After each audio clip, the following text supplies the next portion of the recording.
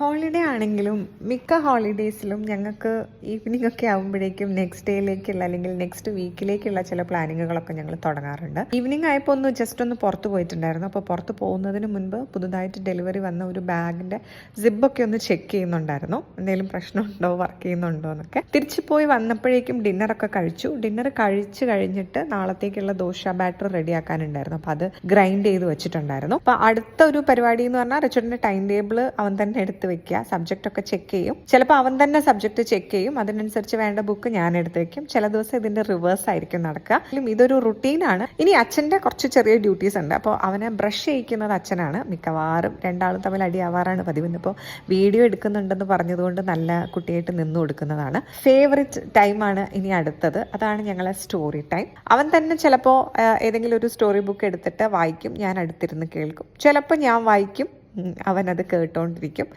എനിക്ക് അത്യാവശ്യം ഇങ്ങനെ കഥ വായിച്ചു കൊടുക്കാൻ എനിക്ക് ഭയങ്കര ഇഷ്ടമാണ് കേട്ടോ.